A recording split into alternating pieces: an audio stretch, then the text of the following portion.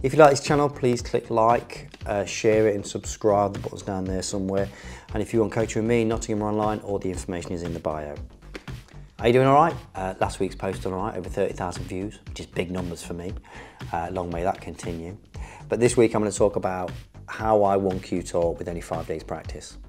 So what I mean by that is 2 weeks before an event, obviously I'm juggling a lot of balls, got a family and I'm coaching a lot, so I couldn't play 4 or 5 hours a day, unfortunately. So I had to fit in, 2 weeks before I'd fit 5 days practice in there. There'd be 2 days on my own and then there would be 3 days playing other people because I need to sort of play proper frames because you can't really, you need to be doing that really. But those first 2 days, very basic stuff, especially the first day. And the thing I'd use to help me would be my spinny white, my spotted cue ball. Now, how that would help me is that will give me the feedback I need to make sure that I'm hitting the correct spots. Now, before I go explain why, obviously I've got a cue action that I can repeat.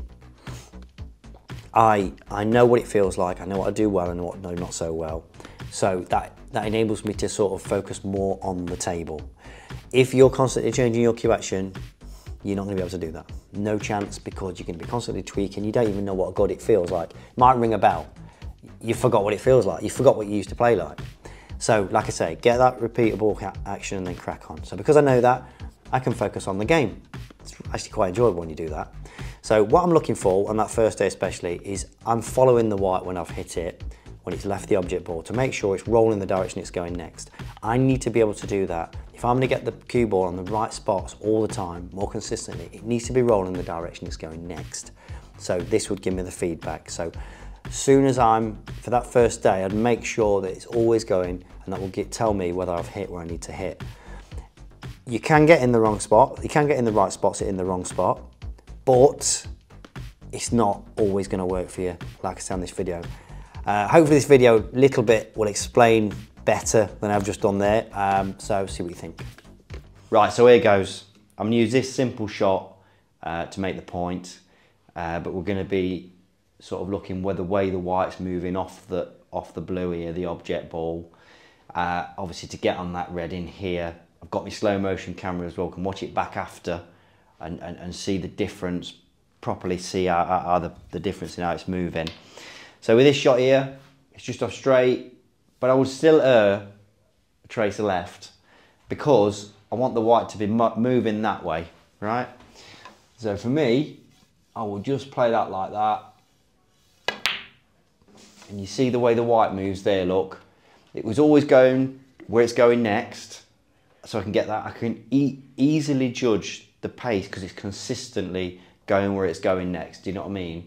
So I know by the way that white's moved that I've hit the correct spot. Now, I could have played it hitting the wrong spot, or not a spot where it's exactly where I want it to be. And you'll see I might still get on the red, but if I just wander just right of middle here, right, I'll probably still get on it, but you'll see the way the white's moving. Look, it's like that, it's going the other way. So I know it still worked here, right, it's to get on the red. Not quite gone as far, look, you know, and whether I hit exactly the same pace, you know, nobody ever knows. But the point I'm trying to make is, on this shot I've got away with it, right? But on a lot of shots, when you're trying to get the white to move for you, if you're not quite catching the right part, that would make you fall way short on a lot of shots. You might even still get the pot, but the white will pull up a bit more. And you see it all the time with amateur snooker players. They'll play that shot to get over here, and they'll not be focused on where they want to hit that cue ball exactly. They think, oh, I can just pop this easy. And they'll play the shot, they'll wander too far right, and then they'll probably go, and they go, oh, I've not aced it hard enough. But probably they've wandered, they're not quite on where they're aiming on the cue ball. They've got a little bit of right hand side, so it's trapped a little bit, and they don't go as far. And they think, oh, I've not hit it as well. Probably not that, it's probably you've not quite on the cue ball as much as you should be, which I think is being forgotten a little bit, to be honest. But as far as me getting back to the level that I wanted to get up to, obviously I can't be risking that. I need to be sort of on it, getting the right movement. So that's why I'd be obsessed with cue ball. Right, so here we go, look, you see the white is rotating a little bit left because we've got a tracer left on it. So obviously the white's going to move left because it's a right cut, and that just keeps it going. It's all seamless, rotates off the object ball so that all the pace I've hit it with is carried, and it'll go as far as it physically can with the amount of pace that I've hit it with. And there's my big tip, look. So on the next one, it's rotating, look, right a little bit, which again, it's a right cut, so the white is definitely going to go left. But you see that's fighting, the right rotation is fighting against where it's going, which makes it pull up, and it just don't work as seamless. And I think on this shot you get away with it, but on a longer distance with a harder hit, it's gonna really pull up a lot quicker, and you're not going to get on the next ball, and you break down and you're devastated.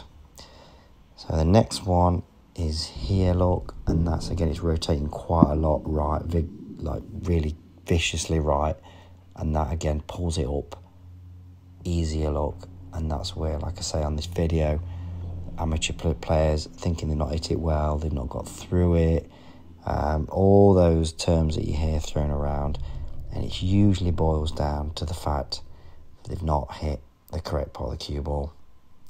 Work on that. So there you go.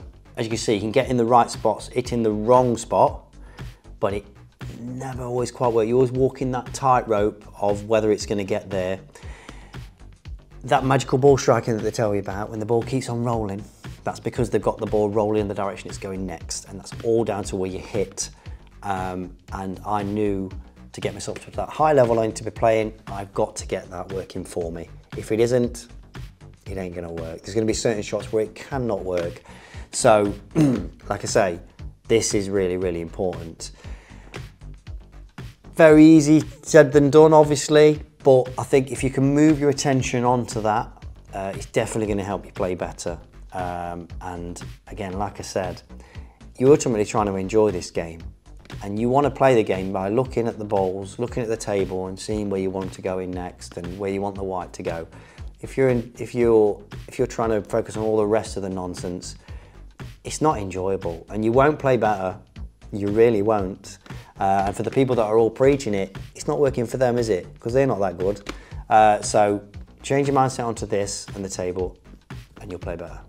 See you soon.